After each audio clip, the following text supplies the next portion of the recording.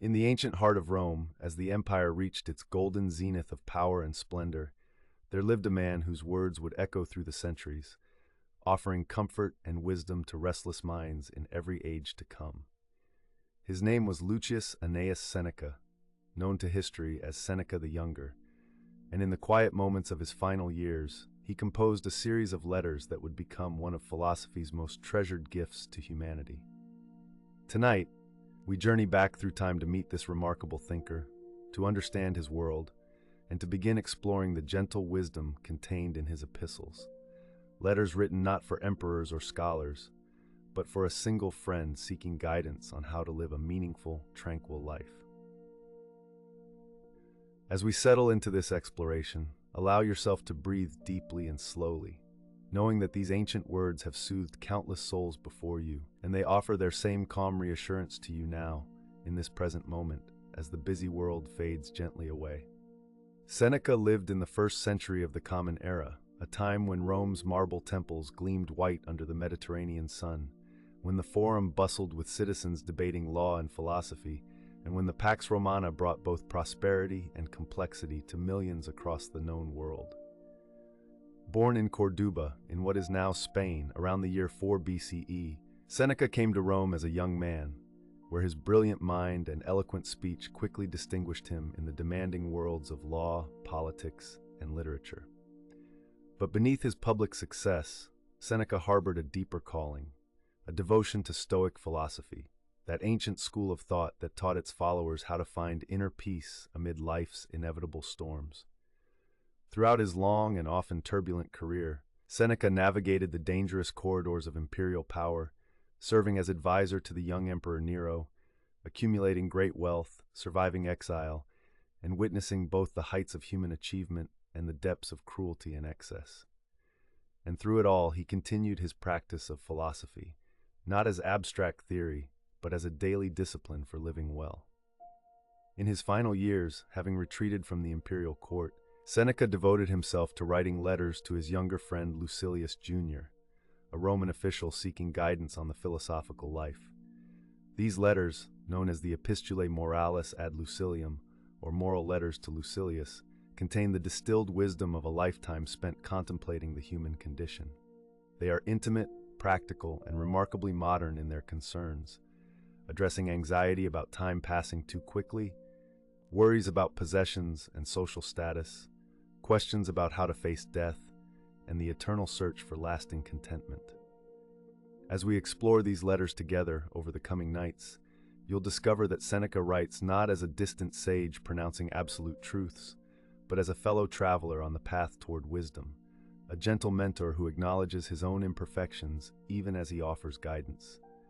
His voice is warm, his advice is grounded in lived experience, and his ultimate message is one of hope, that through philosophy, through daily practice and reflection, any of us can achieve greater tranquility, regardless of our circumstances. So let us begin this journey together, returning to ancient Rome, to the quiet study where an aging philosopher takes up his stylus, dips it in ink, and begins another letter to his dear friend, sharing wisdom that transcends the centuries to reach you here, now, offering its timeless comfort as you prepare for peaceful rest. To understand Seneca's letters, we must first understand the man himself, for his words carry the weight of a life fully lived, with all its contradictions, triumphs, and hard-won insights. Seneca was born into a wealthy equestrian family. His father, Seneca the Elder, was a renowned teacher of rhetoric, and from his earliest years, young Lucius was immersed in the world of language, argument, and ideas. Rome in his youth was transitioning from republic to empire, a time of great change and uncertainty, when old values seemed to crumble and new powers emerged with frightening speed. Perhaps it was this atmosphere of instability that drew Seneca to Stoic philosophy, which promised a kind of inner fortress, an unshakable core of reason and virtue that no external circumstance could threaten. As a young man, Seneca studied under several Stoic teachers, including Attalus, who taught him to embrace simplicity and to examine his conscience each evening before sleep, a practice Seneca would maintain throughout his life and recommend to Lucilius. The Stoic philosophy that so captivated Seneca had its roots in Athens, founded by Zeno of Citium around 300 BCE, and by Seneca's time it had become one of the dominant philosophies of the Roman world. Stoicism taught that the universe is governed by rational principles, that human beings possess a spark of this divine reason, and that virtue, living in accordance with nature and reason, is the only true good. Everything else, wealth, health, reputation, even life itself, was considered neither good nor bad in itself, but merely preferred or dispreferred.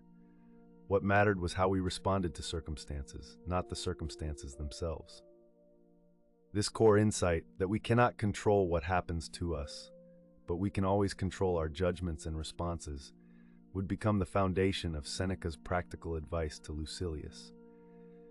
Seneca's own life tested these principles repeatedly. In his early 40s, he was exiled to the island of Corsica by the Emperor Claudius, accused of adultery with the emperor's niece, a charge that may have been politically motivated. For 8 years, Seneca lived in this remote place, far from Rome's libraries and learned company, and it was during this exile that he deepened his philosophical practice, learning to find contentment even in isolation and apparent failure. When he was finally recalled to Rome, it was to become tutor to the young Nero, who would soon become emperor.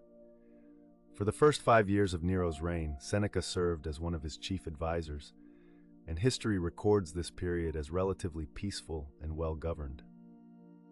But gradually, Nero's character darkened, his cruelties increased, and Seneca found himself in an impossible position, complicit in a regime he could not fully control, yet unable to simply walk away without risking his own life and the lives of others. Eventually, Seneca did retire from court, living quietly and devoting himself to his philosophical writings.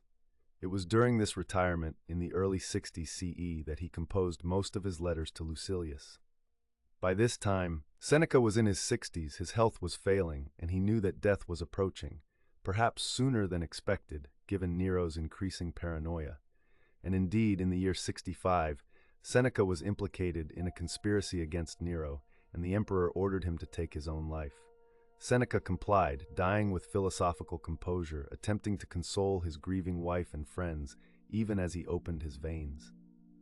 This, then, was the man who wrote to Lucilius. Not a perfect sage living in serene detachment, but a human being who had known exile and danger, who had accumulated great wealth even while preaching simplicity, who had served power and struggled with compromise, and who faced death with both courage and the very human desire to leave something lasting behind. His letters are all the more precious because they come from this complex, experienced soul, and because Seneca writes with such honesty about the difficulties of practicing what philosophy preaches. As you rest here tonight, consider that these letters were written by someone who truly understood the challenges of maintaining inner peace in turbulent times, and whose wisdom emerged not from abstract theory, but from the crucible of lived experience. The letters that Seneca wrote to Lucilius are remarkable for their intimacy and accessibility. Unlike formal philosophical treatises, these epistles have the warmth and directness of personal correspondence, as though Seneca is sitting beside you, speaking quietly about matters of deep importance. Each letter typically addresses a specific topic, sometimes profound, like the nature of time or the fear of death, sometimes quite practical, like choosing friends wisely or managing anger, but all are united by Seneca's gentle, mentoring tone and his conviction that philosophy is not merely an intellectual exercise but a way of life, a daily practice that can transform our experience of the world. Lucilius himself remains somewhat mysterious to us. We know he was a procurator of Sicily, a Roman official of some standing, and that he was younger than Seneca and sincerely committed to learning philosophy. But in many ways, Lucilius serves as a stand-in for all of us, the eternal student seeking guidance from a wiser, more experienced friend. When Seneca writes to Lucilius, he writes to anyone who has ever felt overwhelmed by life's demands, anyone who has struggled with anxiety about the future or regret about the past, anyone who has wondered how to live a good and meaningful life amid circumstances that seem beyond our control. The letters vary in length, from brief notes to extended essays, but they share certain qualities that make them ideal companions for quiet contemplation. Seneca writes with clarity and grace, using vivid metaphors drawn from everyday life. references to farming, sailing, architecture, athletic training, that make abstract concepts tangible and memorable. He often quotes earlier philosophers, especially the Stoics who came before him, like Zeno, Cleanthes, and Chrysippus, but also draws freely from Epicurus, showing the generous, undogmatic spirit that characterizes his approach. He frequently uses repetition, circling back to core themes and restating important principles in slightly different ways, which not only reinforces the teachings, but also creates a meditative, almost hypnotic quality perfectly suited to reflection. As we journey through these letters together, we'll encounter again and again certain fundamental Stoic principles that form the architecture of Seneca's practical advice. The first of these is the dichotomy of control, the clear distinction between what lies within our power and what does not. Our thoughts, judgments, values, and intentions are within our control.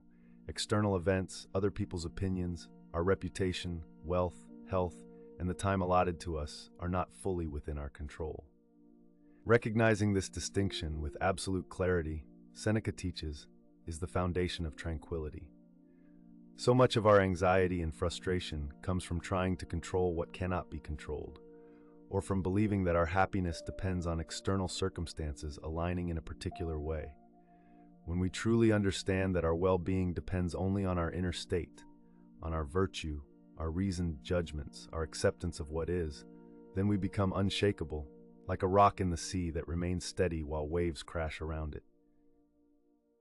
Another core principle that appears throughout the letters is the idea that virtue is the only true good. By virtue, the Stoics meant excellence of character, wisdom, justice, courage, and moderation. These qualities are good in themselves, and they are entirely within our power to develop. Everything else that people typically pursue, money, status, pleasure, even health and life itself, is indifferent, neither good nor bad in itself. This doesn't mean we shouldn't prefer health to sickness or comfort to hardship, but it means we should never sacrifice virtue to obtain these external goods, and we should never let their presence or absence disturb our inner peace. A wealthy person is not happier than a poor person unless they are more virtuous. A sick person is not worse off than a healthy person unless they respond to illness with less wisdom and courage. This radical reframing of value, this insistence that the quality of our character is what matters most, runs through every letter and provides the foundation for Seneca's advice on every topic. As you listen to these words, allow them to settle gently into your awareness, not as ideas you must immediately grasp or apply, but as seeds planted in fertile soil, where they can germinate quietly while you rest, growing into insights that will serve you in the days to come. There is a particular quality to Seneca's voice in these letters that makes them uniquely comforting, especially when read or heard in quiet moments before sleep. He writes not as a stern moralist demanding perfection, but as a compassionate fellow traveler who readily admits his own shortcomings and struggles. In one letter, he confesses that even after decades of philosophical practice, he still experiences fear and desire. In another, he acknowledges the apparent contradiction between his preaching of simplicity and his own considerable wealth. This honesty creates trust and makes his advice feel not like impossible ideals, but like achievable practices. Seneca understands that becoming wise is a lifelong process, not a destination we suddenly reach, and he encourages Lucilius and us to be patient with ourselves, to celebrate small progress, and to remember that even the wisest philosophers were once beginners. He often uses the metaphor of medicine for philosophy. Just as we don't expect medicine to work instantly but trust the healing process over time, so too should we approach philosophical practice with patience and consistency.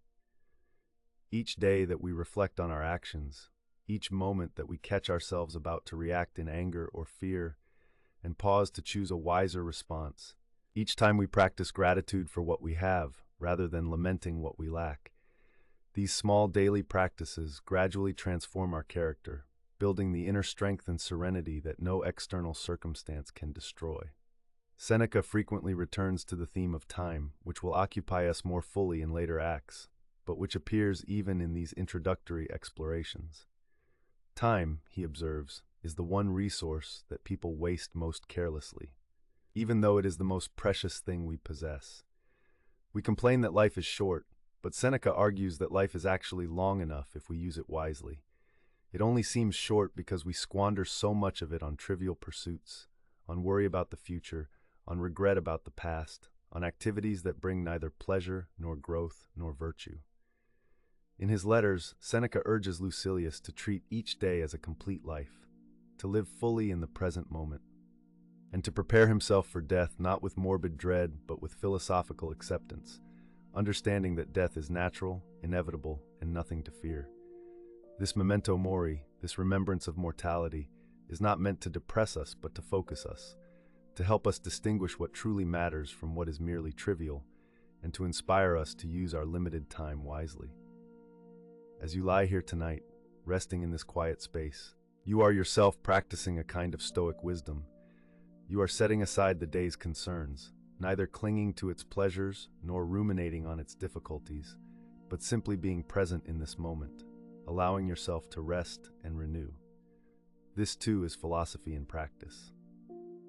Another theme that appears throughout Seneca's correspondence is the importance of self-examination and reflection.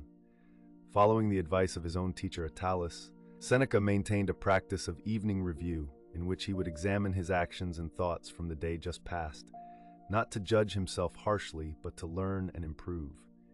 He would ask himself questions like, what bad habit did I overcome today? What temptation did I resist? In what way am I better now than I was this morning? This practice, which he recommends to Lucilius, serves multiple purposes. It reinforces our commitment to virtue.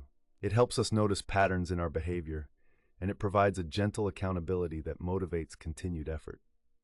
The tone of this self-examination, as Seneca describes it, should be kind and constructive, like a wise mentor helping us see clearly without crushing our spirit. In the Stoic view, we all possess reason and the capacity for virtue. What we need is practice and attention to develop these capacities fully. The letters also reveal Seneca's deep appreciation for philosophy's great practitioners across different schools.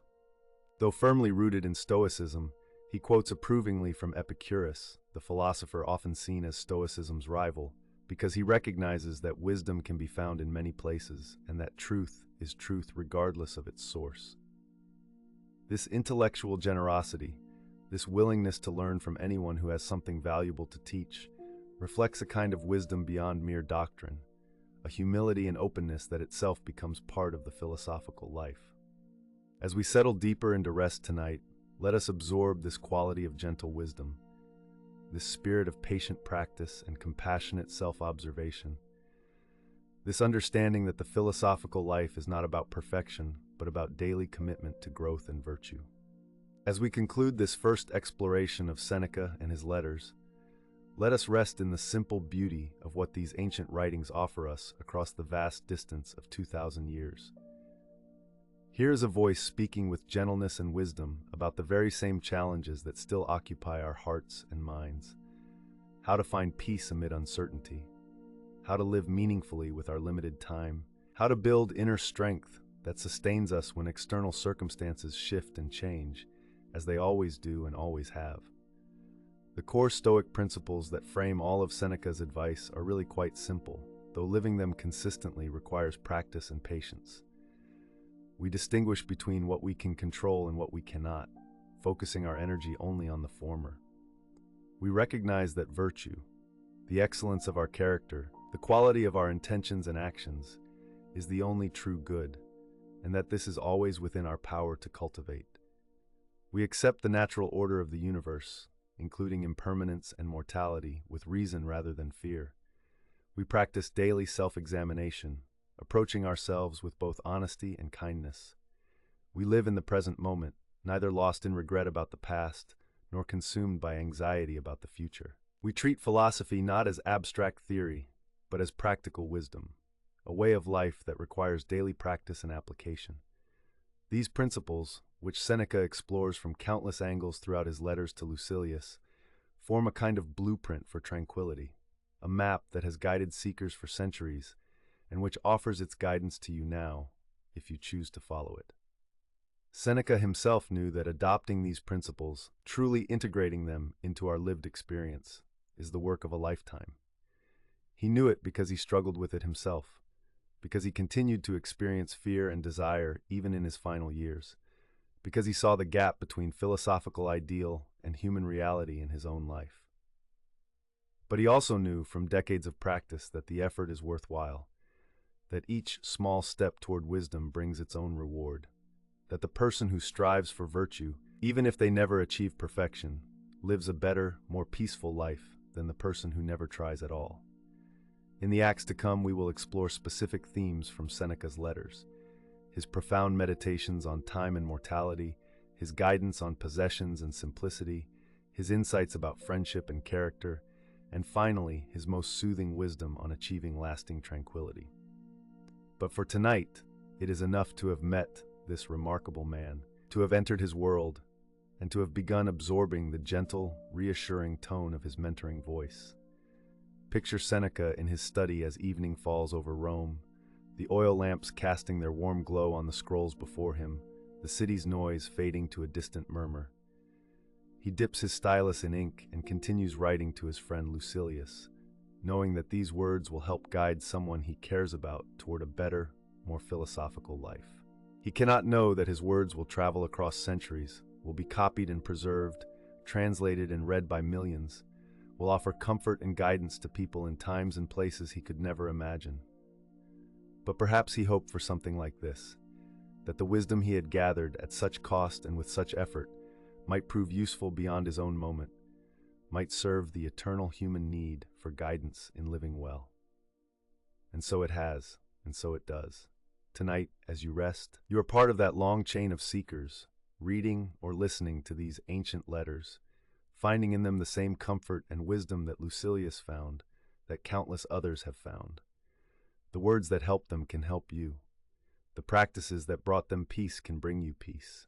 The philosophy that sustained them through turbulent times can sustain you through yours. Let this knowledge settle over you like a soft blanket, warm and reassuring. You are not alone in your seeking.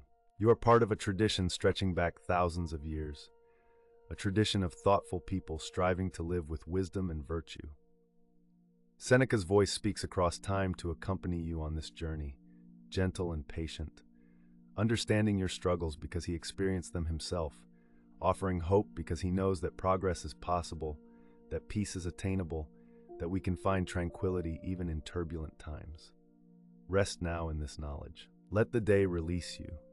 Tomorrow you can practice what you are learning, but for now, simply rest, allowing Seneca's ancient wisdom to watch over your sleep like a kind guardian from the past, protecting and guiding you toward the peace you seek.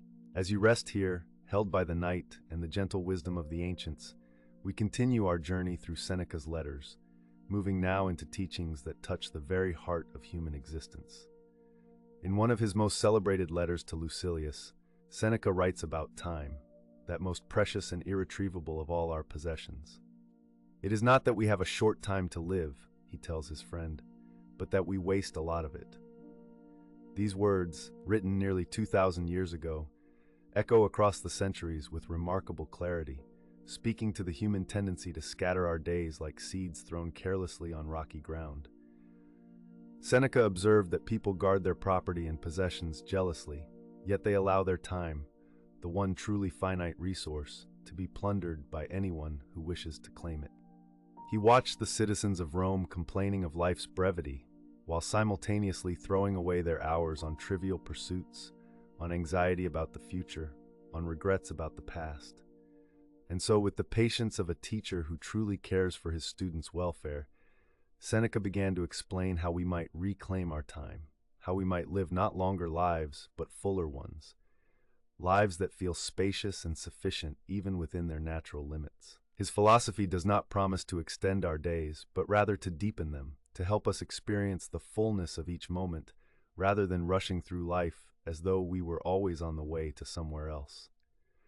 Rest now in this thought, that your time is your own, that this very moment of rest is not stolen from productivity, but is itself a wise use of your precious hours.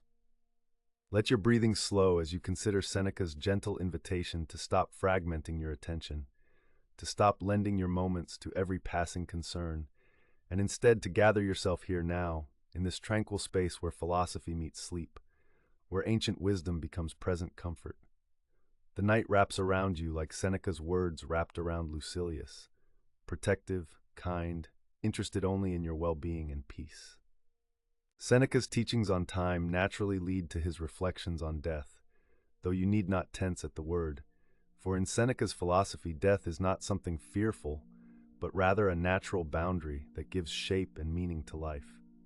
He writes to Lucilius that we should study death always, not in any morbid sense, but as a way of remembering that our days are numbered and therefore infinitely valuable.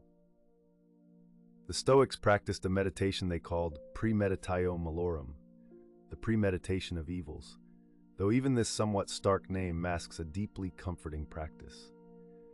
It simply means considering in advance the things that might happen, including our eventual death, so that when they occur they find us not shocked and undone, but prepared, accepting, even serene.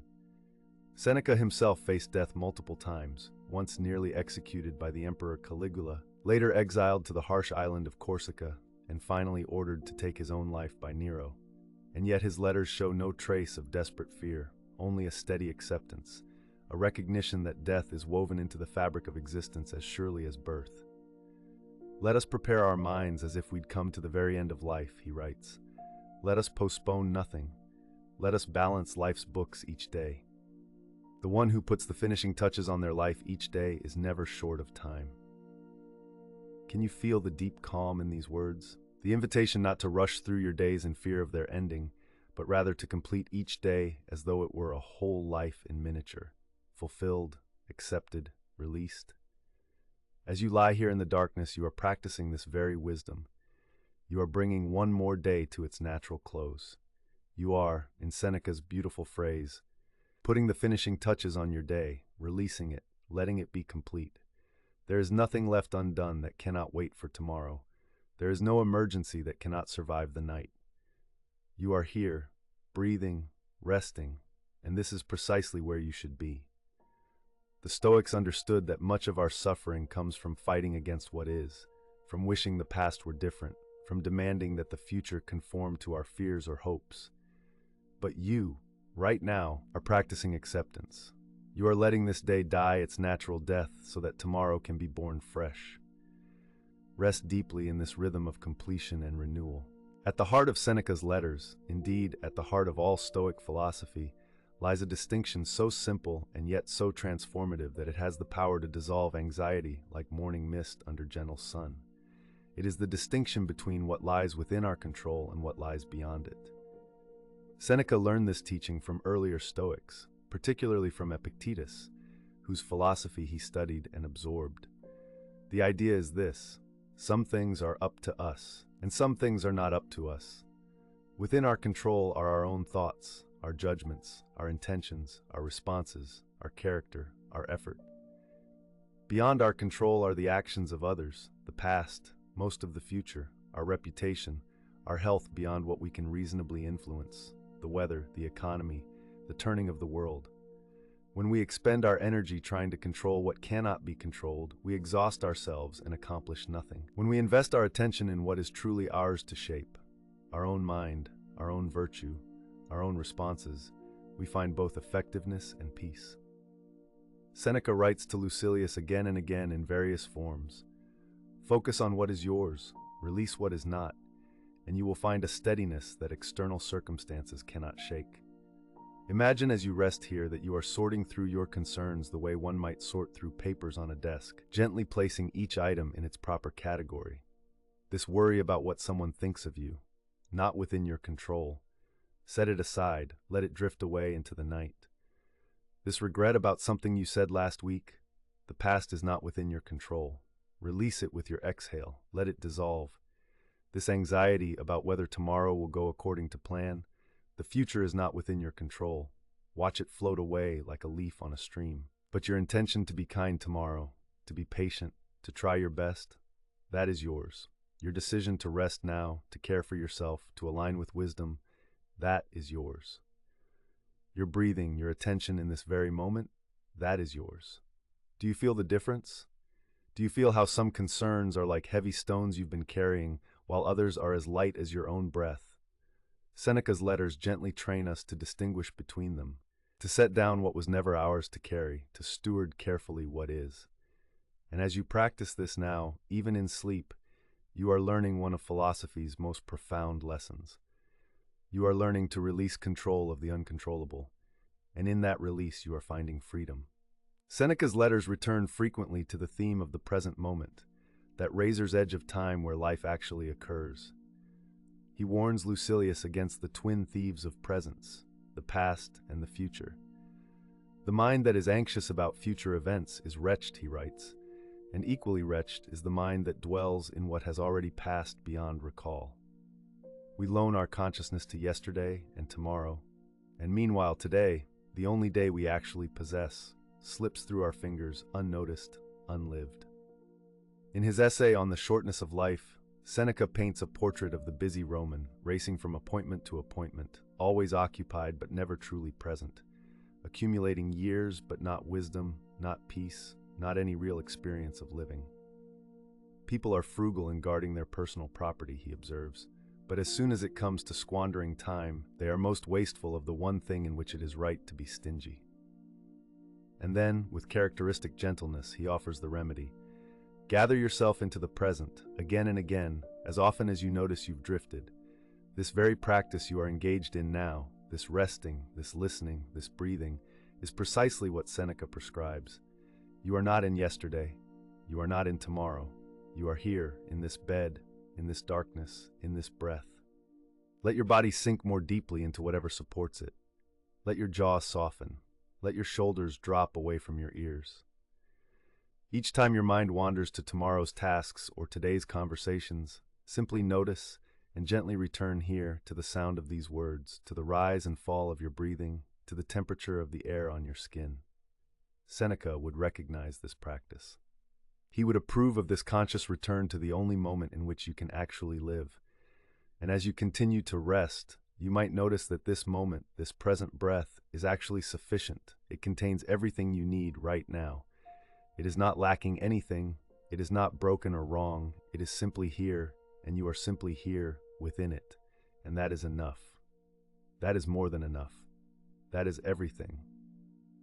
Let this sufficiency of the present moment cradle you. Let it hold you the way the night holds the stars, completely, effortlessly, without question or judgment. Seneca's wisdom is not asking you to achieve anything or become anyone else. It is simply inviting you to be here, to stop fragmenting yourself across time, to gather all your attention into this one peaceful moment and rest here, fully, completely, without reservation. As this act of our journey draws to a close, let us rest with one more of Seneca's profound insights, one that brings together all we have explored about time, death, control, and presence. In his letters, Seneca frequently reminds Lucilius that each day is a complete life in miniature, and if we live each day well, we need never fear death or feel that life has cheated us of time. Begin at once to live, he writes, and count each separate day as a separate life. This is the heart of his teaching on time. Not to wish for more years, but to fully inhabit the days we have. Not to fear death, but to live in such a way that each evening we can release the day without regret, complete and satisfied. You are doing this right now. You are bringing this day to completion. You lived through it, whatever it contained, however it unfolded, and now you are releasing it. You are letting it become past, and in the morning you will begin again, fresh, not carrying the weight of this day into the next. This is wisdom. This is freedom. This is what the Stoics practiced and what they invite you to practice too. As you drift deeper now into sleep, let Seneca's words accompany you like a kind presence walking beside you on a twilight path. Let his teachings on time remind you that you have enough, that this day was enough, that you are enough. Let his reflections on death teach you that endings are natural and necessary, that completion is not failure, but fulfillment. Let his guidance about control and acceptance help you release everything you cannot change, everything that is not yours to carry. And let his invitation to presence bring you fully into this moment of rest, this healing darkness, this generous night that asks nothing of you except that you receive its gift of restoration. The ancient Stoics believed that when we align ourselves with nature, With reality as it is rather than as we wish it to be, we find an unshakable peace. You are practicing that alignment now. You are accepting this moment, this body, this breath, this gentle descent into sleep. And in that acceptance, you are finding what Seneca promised. Not a longer life, but a fuller one. Not more time, but time truly lived, truly experienced, truly sufficient. Rest now, dear listener, in the spaciousness of the present moment. Rest in the completion of this day. Rest in the wisdom of acceptance. Let Seneca's voice fade into the background, a gentle murmur of ancient comfort, as sleep rises to meet you like a tide coming in, natural and inevitable and deeply, deeply welcome. As sleep continues to rise around you, like that gentle tide, we turn now to another facet of Seneca's wisdom, another letter unfolded in the quiet lamplight of his study. The themes of time and mortality still echo softly in the background, but now a new question emerges from the parchment, a question that troubled many in Seneca's Rome just as it troubles minds in every age. What about the things we own, the possessions we accumulate, the wealth we chase with such fervent energy? Seneca's Rome was a city of marble and gold, of vast fortunes made and lost, of senators parading through the forum in expensive togas while philosophers debated the nature of the good life in shadowed colonnades. And Seneca himself, here was the paradox that his critics never tired of pointing out. Seneca was one of the wealthiest men in the empire, with estates and vineyards, with coffers full of coins stamped with the emperor's profile. How could such a man speak credibly about simplicity, about freedom from desire? The question floated through Rome on whispered gossips and written accusations. But Seneca did not shy from this contradiction. Instead, he addressed it directly in his letters, with characteristic honesty and gentleness. True wealth, he wrote to Lucilius, true wealth is not measured by what you have, but by what you need. It is not your possessions that make you rich or poor, but your relationship to those possessions, your inner freedom in the face of material things. Let this distinction settle into your mind now, soft as falling snow. What you have matters less than who you are. The size of your house matters less than the spaciousness of your heart. As you lie here in the darkness, notice how little you actually need in this moment. Just breathe, just rest, just the gentle permission to let go. Seneca understood something profound about human nature.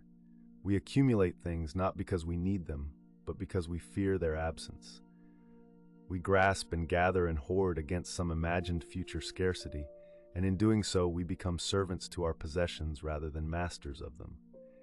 Each new acquisition brings not satisfaction but a new anxiety, the worry of losing what we have gained, the endless comparison with those who have more, the exhausting effort to maintain and protect and display our treasures. How much energy we spend, Seneca observed, on things that do not matter. How much of our brief, precious time is devoted to accumulation rather than living. In one of his most memorable letters, Seneca describes a practice he adopted regularly, a kind of voluntary poverty that he embraced for several days at a time.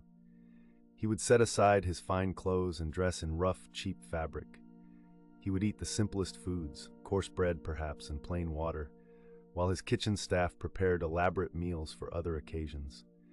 He would sleep on a hard bed, deliberately uncomfortable, experiencing what it might be like to have nothing, to be reduced to the barest necessities.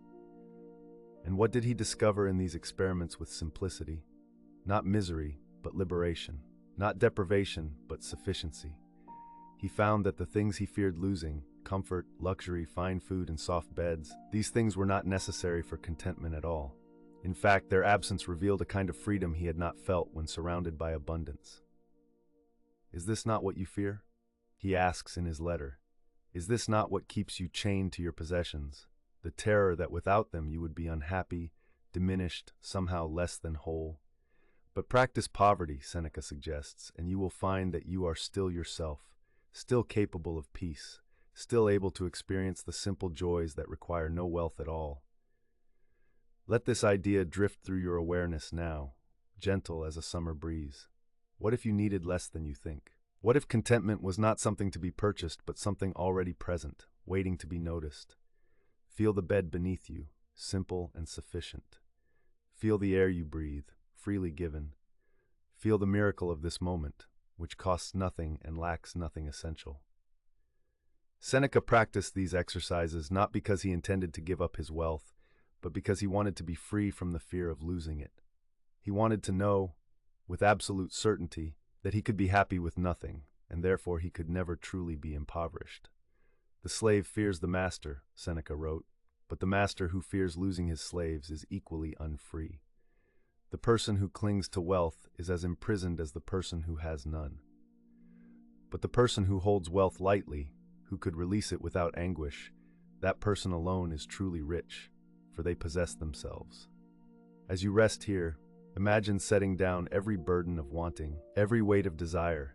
Imagine the lightness of needing nothing more than this breath, this moment, this gentle descent into sleep.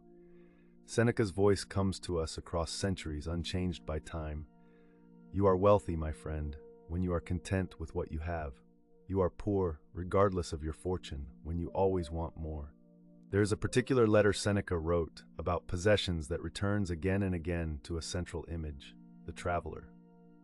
Picture yourself, he suggests to Lucilius, as someone passing through this life the way a traveler passes through an inn. You would not burden yourself with unnecessary baggage on a journey. You would take only what serves your purpose, only what you can carry comfortably. You would not become attached to the room at the inn, knowing you will leave it in the morning. You would not accumulate furniture and decorations for a place you inhabit only briefly. Yet this life, Seneca reminds us gently, is exactly such a journey, exactly such a temporary lodging. We are all travelers, all passing through. Why then do we burden ourselves with so much? Why do we grow so attached to things we cannot keep, to places we cannot stay? Let this image settle into your mind as you drift deeper into rest. You are a traveler, and you are traveling light. Everything you truly need, you carry within you. Every possession you own is borrowed from the world, temporarily in your care, but never really yours. Even your body is something you inhabit briefly, a dwelling you will eventually leave behind. This is not meant to sadden you, but to free you. If you are only passing through, you need not cling so tightly. If everything is temporary, you can enjoy what comes without grasping, release what goes without grief. Seneca understood that our anxiety about possessions stems from a fundamental confusion. We think that things can provide lasting security, permanent happiness. We believe that if we just accumulate enough, achieve enough, possess enough, we will finally feel safe, finally feel complete. But no amount is ever enough when we approach life with this mindset. The finish line keeps moving, the goalpost shifts. We climb one mountain only to see another taller peak beyond it. Seneca's solution is radical in its simplicity. Stop climbing, stop chasing, stop believing that happiness exists somewhere other than here, in some future moment when you will have achieved or acquired what you currently lack. The only wealth worth having, he writes, is the wealth of a mind at peace. The only security worth seeking is the security that comes from knowing you need nothing external to be whole. And here in the darkness, as your breathing slows and deepens, you can practice this wisdom. You can notice how complete you are, exactly as you are, how sufficient this moment is, with all its simplicity, how little is actually required for peace. Seneca writes with particular tenderness about what he calls poverty of spirit versus poverty of possessions, and the distinction is worth dwelling on, worth letting sink deep into your awareness as you rest.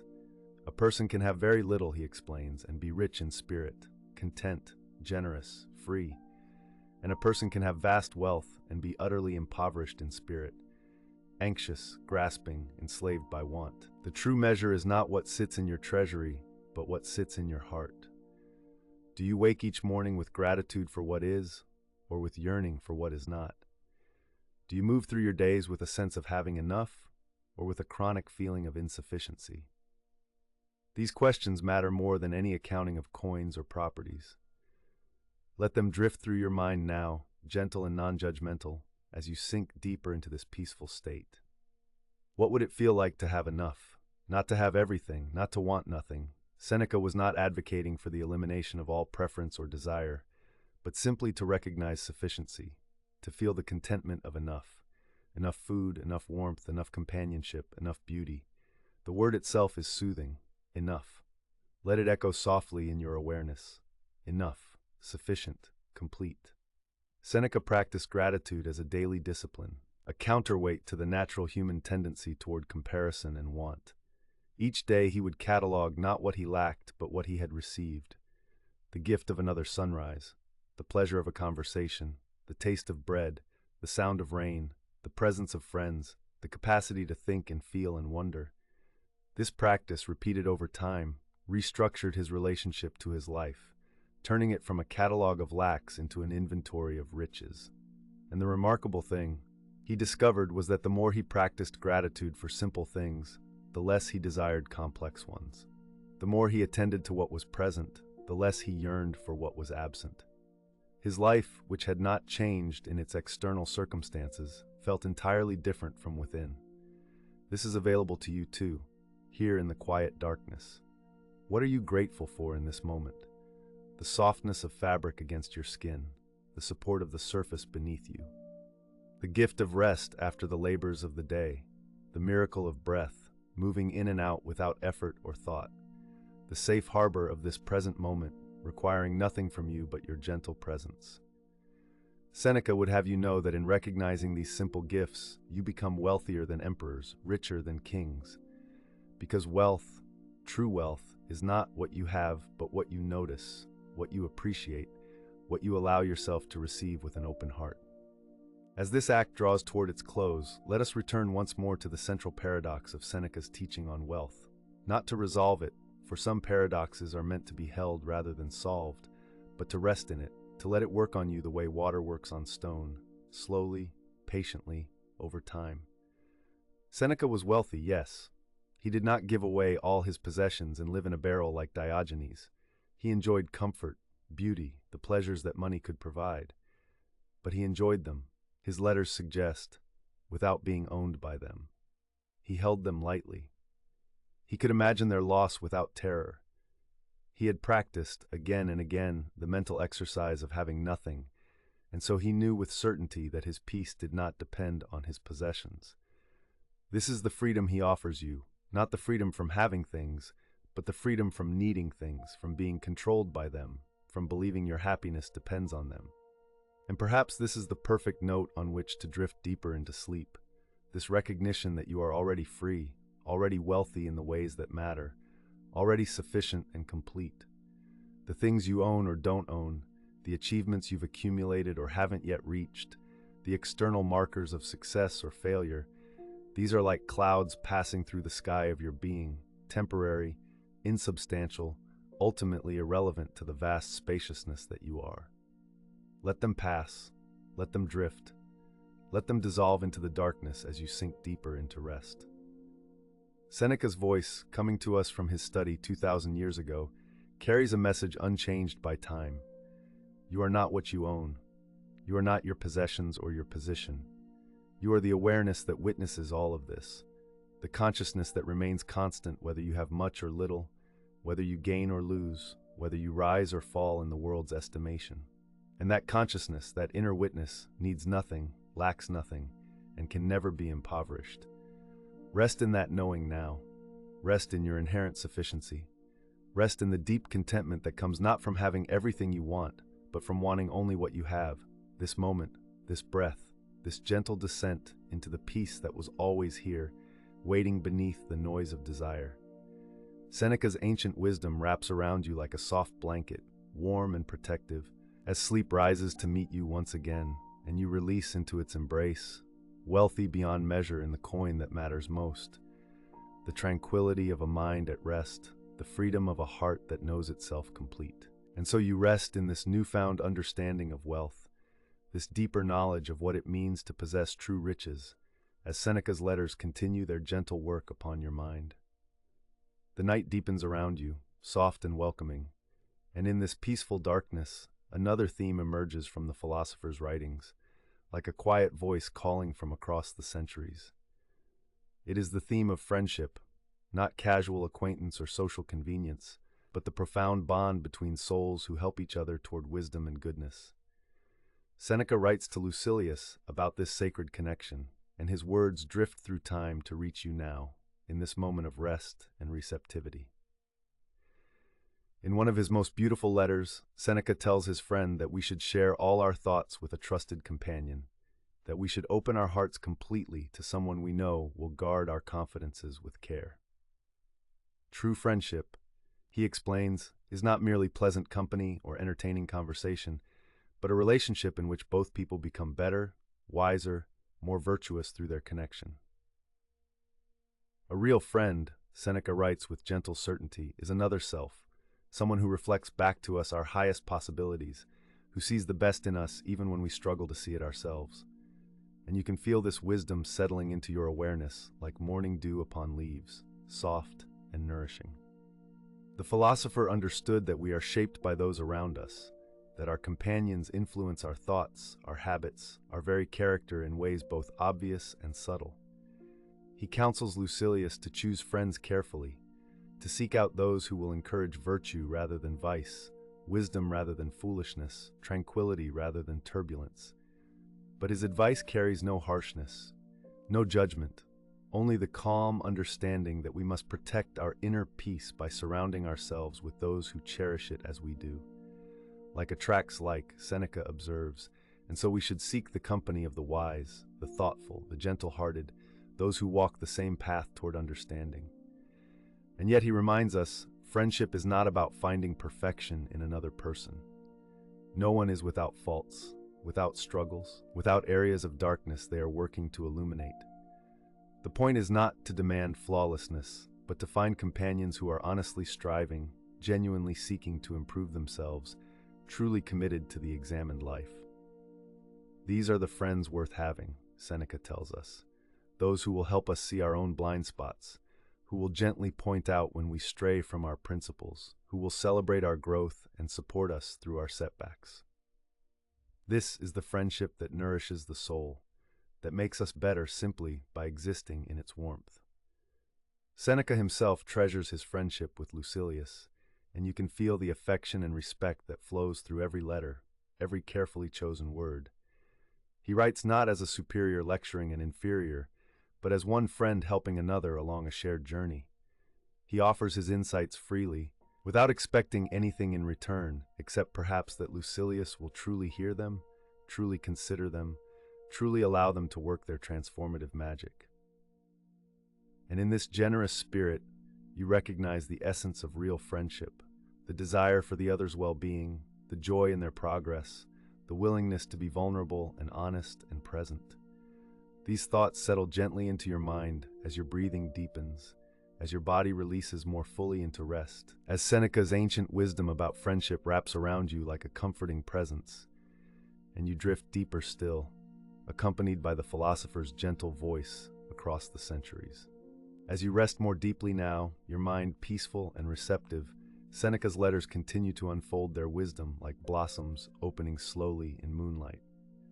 From friendship, the philosopher's thoughts turn naturally to virtue itself, that quality he considers the highest good, the only possession truly worth pursuing.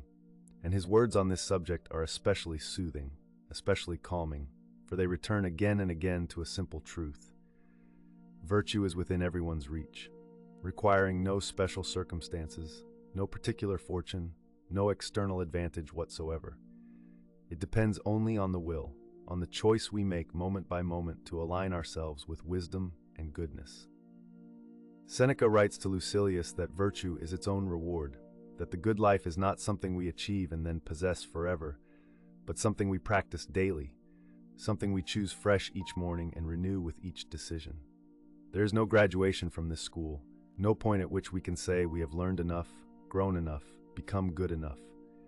The cultivation of virtue is lifelong work, gentle and persistent, like water slowly shaping stone. And yet this work is not burdensome, Seneca assures us, because each small step brings its own satisfaction, its own peace. Every moment we choose patience over anger, kindness over cruelty, honesty over deception, we strengthen something essential within ourselves. We become more whole, more integrated, more truly ourselves. The philosopher identifies 4 cardinal virtues that the Stoics held sacred: wisdom, justice, courage, and temperance. These are not separate qualities, he explains, but different aspects of a unified excellence of character. Wisdom helps us see clearly what is truly good and what is merely disguised as good. Justice guides us to treat others fairly and to fulfill our duties with care. Courage enables us to face difficulties without being overwhelmed, and temperance keeps us balanced, moderate, free from excess in any direction. Together, these virtues form a complete approach to living, a framework for every decision, every interaction, every challenge that life presents. And you can feel how simple this framework is, how natural, how it requires no complicated theology or abstract philosophy, but only attention and sincere effort. Seneca reminds Lucilius, and through him he reminds you, that we cultivate virtue through practice, through daily discipline, through what he calls the examined life. Each evening, he suggests, we should review our day with honest, gentle attention. Where did I act according to my principles? Where did I fall short? What can I learn from today's experiences? This practice is not meant to breed guilt or self-criticism, but to foster awareness and gradual improvement. We look at ourselves as a gardener looks at a garden, noting what needs tending, what needs pruning, what needs encouragement to grow. With this patient, compassionate attention, our character slowly transforms, slowly aligns more closely with the good, the wise, the virtuous life we seek. And the beautiful thing Seneca tells us with quiet certainty is that virtue makes us free. When we commit ourselves to wisdom, justice, courage, and temperance, we are no longer tossed about by circumstances, no longer desperate for things we cannot control, no longer vulnerable to fortune's whims.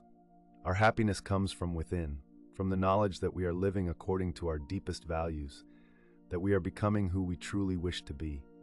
This is a freedom that no tyrant can take away, no disaster can destroy, no change of fortune can diminish. It is the freedom of a mind at peace with itself, a heart aligned with goodness. And as these thoughts settle into your awareness like snow falling softly on a winter night, you feel yourself drifting deeper into rest, held by the wisdom of virtue, cradled by the knowledge that the good life is always available, always waiting for your choice.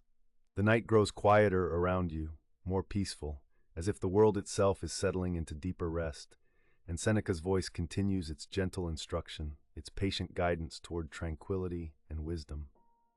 The philosopher now turns his attention to the practice of self-reflection, to the daily examination of our thoughts and actions that forms the foundation of growth.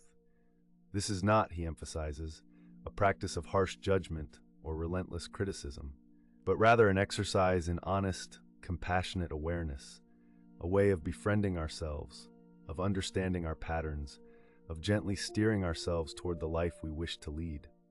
And you can feel how this practice would work, how it would soften the rough edges of existence, how it would gradually bring more consciousness to each moment. Seneca describes his own evening routine to Lucilius with touching honesty. When the lamp has been removed, he writes, and my wife has fallen silent, I examine my entire day and retrace all my actions and words. I hide nothing from myself, I overlook nothing. For why should I fear anything from my mistakes when I can say, see that you do not do this again, for the moment I excuse you. This beautiful practice, so simple and so profound, becomes part of your own awareness now as you rest here in the darkness, breathing slowly, letting go of the day that has passed, reviewing it perhaps with Seneca's gentle wisdom, with his balanced perspective that holds both honesty and mercy in perfect equilibrium. The philosopher teaches that self-knowledge is the beginning of all wisdom, that we cannot improve what we do not acknowledge, cannot change what we refuse to see. But the seeing must be done with care, with the same kindness we would extend to a dear friend who confides their struggles. We note where we acted from fear rather than courage, from greed rather than generosity, from anger rather than understanding, not to condemn ourselves, but simply to notice, to learn, to make a different choice tomorrow. This practice, repeated day after day, year after year, gradually transforms us. The mistakes we make become less frequent, less severe. The virtues we cultivate become stronger, more natural, more deeply embedded in our character. We become slowly and steadily better versions of ourselves.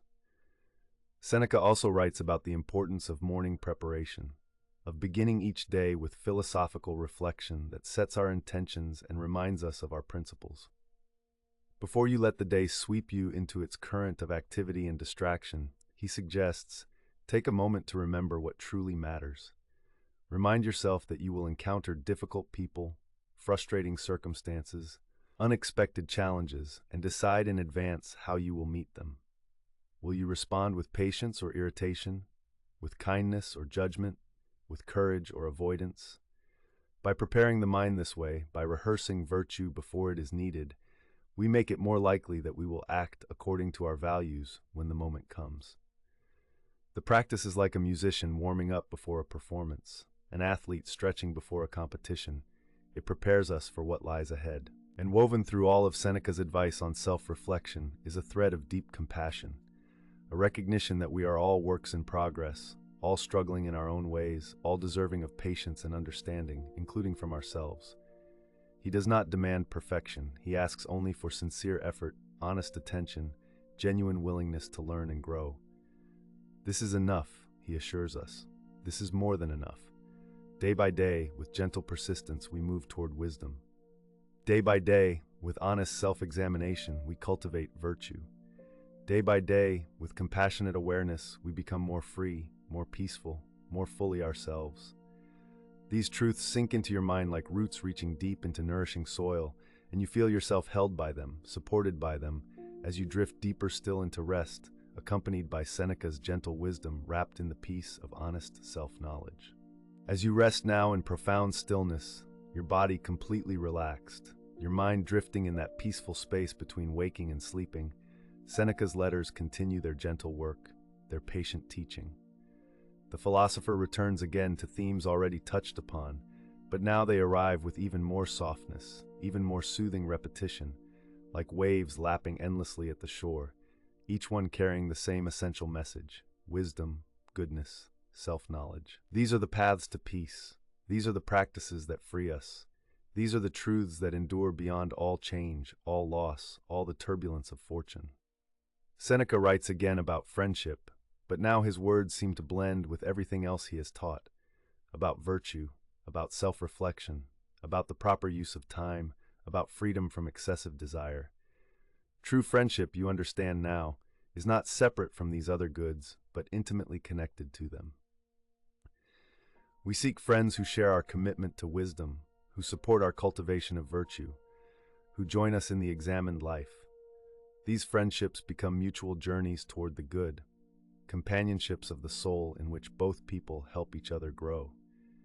And as you consider this, you feel a deep gratitude for the connections in your own life, for those who walk beside you, for those who see you clearly and love you anyway, who encourage your becoming, who celebrate your growth. The philosopher's words on virtue return too, but softer now, more like a gentle reminder than an instruction. You remember the four cardinal virtues: wisdom, justice, courage, temperance, and they feel less like abstract concepts and more like living qualities you can sense within yourself, qualities you can nurture with each choice, each moment, each breath. Wisdom is simply seeing clearly, Seneca reminds you. Justice is treating others and yourself with fairness and compassion. Courage is facing what must be faced without being overwhelmed. Temperance is maintaining balance, avoiding excess, finding the middle way. These virtues are not difficult to understand, only sometimes challenging to practice. But the practice itself is what matters, not perfection, not complete mastery, only sincere daily effort. And threading through everything, always returning, always present, is the call to self-examination, to honest awareness, to the daily practice of reviewing our actions with compassionate attention. Seneca's voice seems to merge with the night itself now, gentle and encompassing, reminding you that you can look at yourself clearly without judgment, that you can acknowledge your struggles and mistakes while still treating yourself with kindness, that growth comes not from harsh criticism but from patient, loving attention to who you are and who you wish to become. Each evening you can take a few moments, as Seneca did, to review the day, not to berate yourself for failings, but to learn, to notice patterns, to make gentle adjustments for tomorrow. All of these themes, friendship, virtue, self-reflection, begin to weave together in your mind like threads in a tapestry, creating a picture of the examined life, the philosophical life, the life devoted to wisdom and goodness and inner peace. Seneca has shown you that this life is not reserved for scholars or sages, not dependent on special circumstances or rare opportunities, but available to anyone, anywhere, who chooses to pursue it. The choice is made fresh each day, each hour, each moment. The choice is always available. The choice leads always toward greater freedom, greater tranquility, greater alignment with your deepest values and highest aspirations. And as these insights settle into the depths of your being, like stones sinking slowly through clear water, you feel yourself approaching the threshold of sleep, held safely by ancient wisdom, guided gently by a voice from across the centuries, drifting peacefully into rest, with the knowledge that you are on a good path, that wisdom is available, that peace is possible, that all is fundamentally well. And now, as you rest in the deepest quiet, your breath slow and even, your body released completely into comfort and ease, Seneca's wisdom becomes less like words and more like presence itself. A calm, steady companionship that asks nothing of you, that simply holds you in its gentle regard as you drift towards sleep. The letters have done their work, planting seeds of understanding that will continue to grow in their own time, in their own way, without effort or strain. You need not remember every teaching, every insight, every piece of advice. It is enough to have listened, to have opened yourself to this ancient wisdom, to have allowed it to touch you in whatever way feels natural and true. Seneca writes to Lucilius near the end of one letter that he wishes his friend tranquility of mind above all else, and you can feel this wish extending across time to reach you as well. This gentle blessing from a philosopher long gone, this hope for your peace, your calm, your freedom from inner turbulence. And perhaps the greatest gift of all his teachings is this: the assurance that tranquility is not something we must chase or earn or achieve through extraordinary effort, but something that emerges naturally when we live according to our values, when we cultivate virtue with patient daily practice, when we surround ourselves with wise companions, when we examine our lives with honest, compassionate awareness, when we distinguish between what we can control and what we cannot, when we want little and appreciate much, when we use our time well and prepare for death without fear, when we find our wealth within and our freedom in wisdom. All of this becomes simpler as you rest here, less like philosophy and more like breathing, more like the natural rhythm of existence itself. Virtue is simply choosing good over harm, wisdom over foolishness, courage over avoidance, balance over excess. Friendship is simply opening your heart to those who help you grow. Self-reflection is simply pausing to notice, to learn, to gently adjust your course. The examined life is simply paying attention to how you live, ensuring that your days align with what truly matters to you.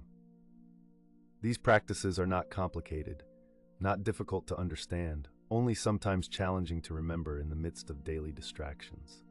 But they are always available, always waiting for your return, always ready to guide you back to peace. Seneca's letters to Lucilius, written so long ago in a world so different from your own, have somehow survived the centuries to offer you this gift. The reminder that the fundamental questions of human existence do not change, that the paths to wisdom and peace are eternal, that what troubled people then troubles people now, and what helped them can help you still. The Stoic philosophy he taught his friend, acceptance of what we cannot control, commitment to virtue, appreciation for the present moment, freedom from excessive desire, honest self-examination, cultivation of true friendship. These practices remain as relevant and as powerful as they were 2,000 years ago. They are your inheritance, your birthright, your access to the wisdom of ages. And so you rest now in this connection to something larger than yourself. This thread that links you to Seneca and Lucilius, to all the students of philosophy who have sought wisdom and peace across the centuries, to everyone who has ever tried to live with intention and virtue, to everyone who has ever examined their life with honest eyes and a compassionate heart. You are part of this tradition now, part of this long conversation about what it means to live well, to face difficulties with courage, to treat others with justice, to want little and appreciate much, to find tranquility in turbulent times. Seneca's voice fades now into the gentle darkness, becomes one with the night, one with your deepening rest, one with the slow rhythm of your breathing, as you drift into sleep, knowing that wisdom has touched you, that virtue is available to you, that peace is always possible, that you are held in the embrace of ancient understanding, carried gently into dreams by the timeless knowledge that all shall be well. All is well. All is already and always well. And you release now completely into rest, into sleep, into the deep tranquility that Seneca wished for his friend and wishes still for you. And so you rest now in this understanding, cradled by wisdom that has endured for nearly 2,000 years, wisdom that speaks as clearly to you tonight as it did to Lucilius in that distant Roman world of marble columns and olive groves. Seneca writes to you across the centuries, his words finding you here in this moment of quiet surrender, and he speaks of tranquility, tranquillitas animi, the Romans called it. That state of inner calm that no external circumstance can disturb, that peaceful stillness at the very center of your being that remains untouched by the turbulent surface of daily life. In his letter on tranquility of mind, Seneca describes this state with such gentleness, such patience, reminding us that peace is not something we must chase or capture, but rather something we allow, something we permit to settle over us like evening descending on a still lake. The wise person, he tells us, is like a rock standing firm in the ocean. The waves crash and foam, rise and fall, but the rock remains unmoved, and gradually, eventually, the waters around it calm and all becomes still. You are that rock tonight. You are that stillness. And around you the turbulence of worry, the waves of anxious thought, they rise and they fall and they lose their power, and you remain peaceful, present, whole. Seneca understood, as all the Stoics understood, that our tranquility depends not on controlling the world around us, but on mastering the world within. Not on arranging circumstances to our liking, but on arranging our minds to accept whatever circumstances appear. And this acceptance, this deep philosophical acceptance, is not resignation or defeat. It is rather a kind of profound wisdom, a recognition that the universe unfolds according to principles far greater than our individual preferences. That nature follows its course with a harmony we can trust even when we cannot understand. To accept what is, to release what cannot be changed, to focus your energy, your precious life force, only on those things within your sphere of influence. This is the path to peace, and this path opens before you now, wide and welcoming, softly lit by the gentle glow of ancient understanding. Seneca writes that the person who has learned to want only what life offers, who desires only what the present moment contains, has achieved a kind of invincibility. For what can disturb someone who wants nothing different from what is? And so you practice this tonight, this gentle wanting of what is, this acceptance of this moment, this breath, this darkness, this comfort, this quieting of the restless mind. You want only to rest, and rest is offered. You want only peace, and peace surrounds you. You want only to release the day, and the day releases its hold on you, and you drift, gently, softly, into deeper states of calm, guided by Seneca's steady hand, his philosophical wisdom wrapping around you like the warmth of sunlight on ancient stone. Deeper now into this tranquility, deeper into the wisdom that Seneca offers like a gift held out across time, and you receive this gift.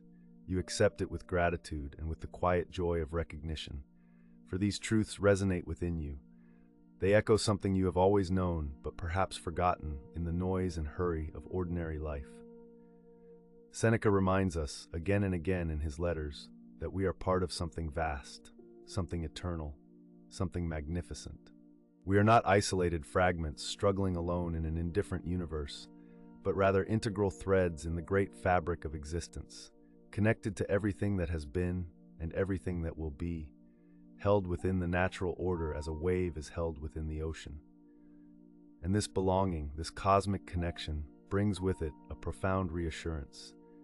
You are exactly where you need to be. You are exactly who you need to be. And the universe that brought you into being continues to sustain you, to hold you, to carry you forward on currents of purpose and meaning that operate whether you perceive them or not. In one of his most beautiful letters, Seneca describes the wise person as someone who lives in harmony with nature, who aligns their will with the will of the universe, and in this alignment finds an unshakable peace. For when your desires match reality, when your preferences align with what actually is, there can be no disappointment, no frustration, no suffering born of resistance. And so you practice this alignment now, this gentle matching of inner and outer. You accept the darkness that surrounds you, welcoming it as the natural condition for rest. You accept the tiredness in your body, honoring it as wisdom calling you toward restoration. You accept the thoughts that arise and fall away, watching them without attachment, letting them drift like clouds across a vast and peaceful sky. Seneca writes that nothing can happen to the wise person that they are not prepared for, because they have prepared not by predicting every circumstance, but by cultivating a mind that can accept any circumstance. And tonight you cultivate this mind, this spacious awareness, this philosophical calm. You prepare for sleep not by forcing it, not by demanding it, but by creating the inner conditions in which sleep naturally arises: stillness of body, quietness of mind, openness of heart. The Stoics taught that virtue is the only true good, that wisdom, courage, justice, and moderation are the real treasures, and that external things, possessions, achievements, even the opinions of others, these are neither good nor bad in themselves, but indifferent, neutral, powerless to add to or diminish your essential worth. And so you release tonight all measuring of yourself by external standards. You are not your productivity, not your success or failure, not your worries about tomorrow or regrets about yesterday. You are consciousness itself, awareness itself, the peaceful witness of all that arises. And in this witnessing there is freedom, there is rest, there is the tranquility that Seneca promises is available to anyone, anytime, who turns inward to find it. And Seneca speaks to you now of resilience, that quality the Stoics prized above almost all others, that inner strength that allows you to meet whatever life presents with equanimity, with grace, with the quiet confidence that comes from knowing you can handle what comes, not because you are all-powerful, but because you are adaptable, flexible, resilient like the willow that bends in the storm rather than breaking like the rigid oak. In his letters, Seneca writes that difficulties are not punishments or misfortunes, but opportunities, invitations to test and strengthen our character, to practice the philosophy we have learned, to become more fully ourselves.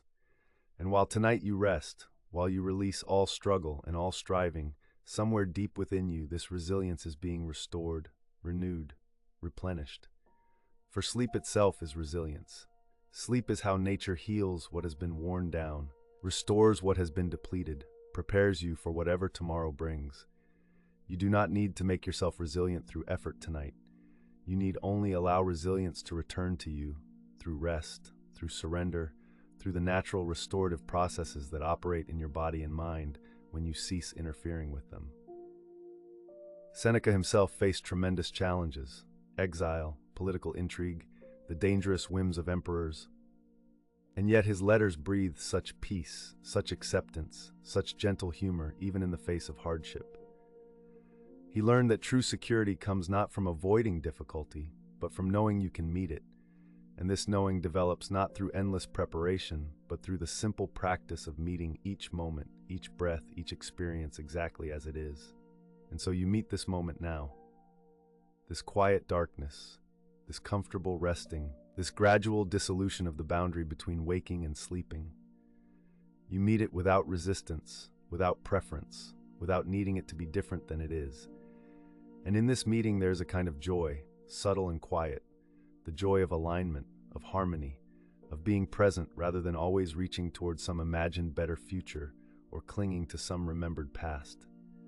The present moment, Seneca reminds us, is the only time we truly possess. The past is gone. The future has not arrived, and only now, only this breath, only this sensation, this thought, this gentle awareness, only this is real, only this is yours. And it is enough.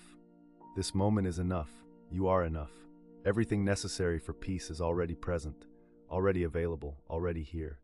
Rest into this sufficiency now, this completeness, letting the gentle rhythm of your breathing anchor you in the eternal now, where Seneca's wisdom lives not as ancient history, but as present truth, speaking to you, guiding you, reassuring you that all is well, all is as it should be, and you are safe, you are held, you are loved by life itself.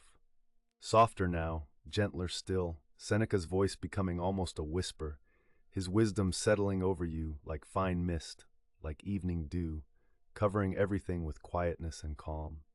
He writes of the eternal nature of wisdom, how truth does not age or diminish, how the insights discovered by human beings thousands of years ago remain as fresh and vital as they were when first understood, because they speak to something unchanging in the human heart, something essential in the human condition.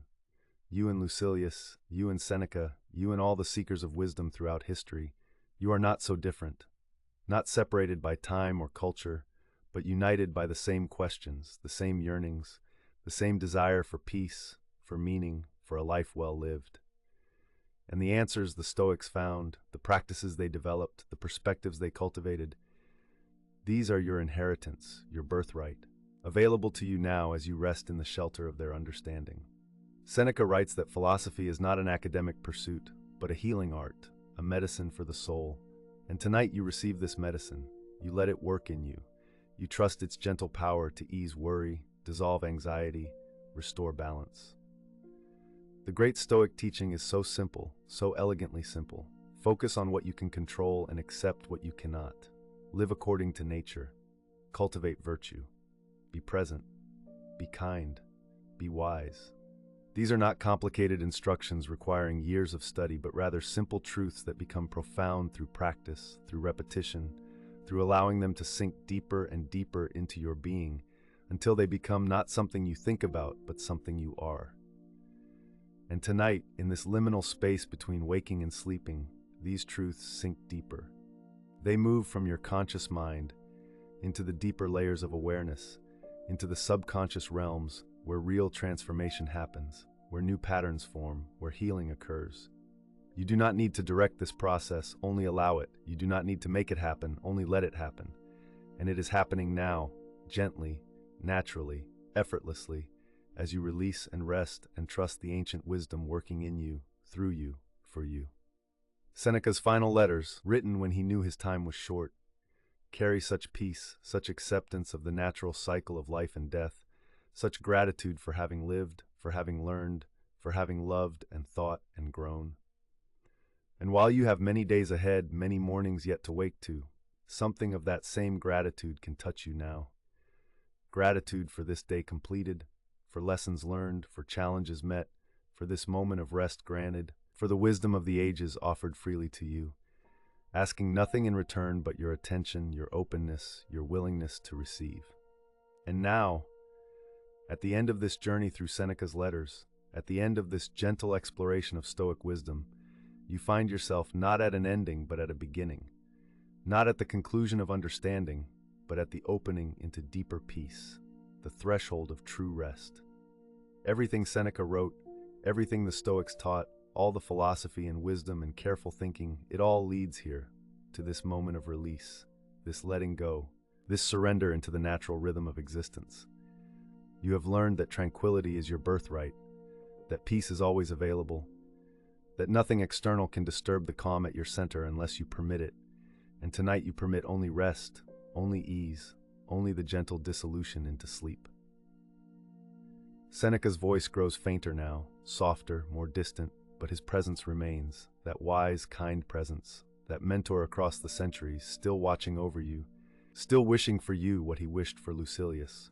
A good life, a peaceful heart, a mind free from torment, days filled with meaning and nights filled with rest. And you have this now. You have this peace, this rest, this freedom from the tyranny of anxious thought. The letters are complete, the teaching is finished, and what remains is not more learning, but simple being.